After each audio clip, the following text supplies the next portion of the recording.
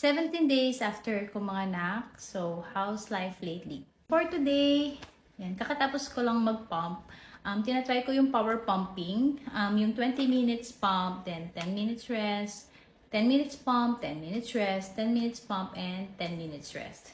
So, sa first 20 minutes ko, ngayon, nag-start ako ng 5 o'clock. So, ayan, meron akong nakuha na 50 dito sa right side and mga almost 40 dito sa left side. So, thank you Lord sa milk supply kasi hindi ko naranasan to dati sa first birth ko or kay Caris. Dati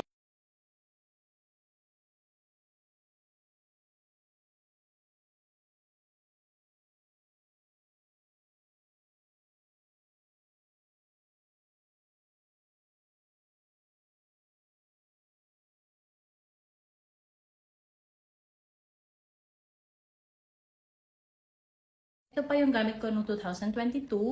And yeah, gumagana pa rin siya. So, ito yon. Dual compact yung tawag dito. Nilagay ko na lang sa yellow basket. Then, bumili na lang ako ng bagong pump parts. Ito. Yan. Bumili na lang ako ng bago na accessories niya. At saka para mas bago. Para feel ko na bago siya. So, ito. Sobrang tipid na to for me kasi dalawang baby ko na or dalawang anak ko na gamitan ko nito.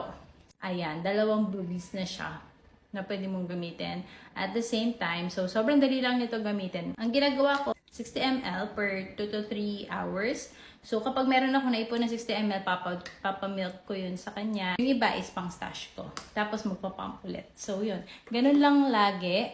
Pero hindi consistent. So, feeling ko kapag naging consistent, mas magiging marami yung supply. Minsan nagla-latch din pala si baby, pero usually kapag madaling araw lang, yung alam mo yung pag tinatamad ka ng tumayo para magtimpla ng formula milk. So yeah, mixed feeding kami ni baby number 2 ngayon and hopefully maging pure breast milk yung mapapainom ko sa kanya. Ayun lang for this vlog. Thank you. Bye!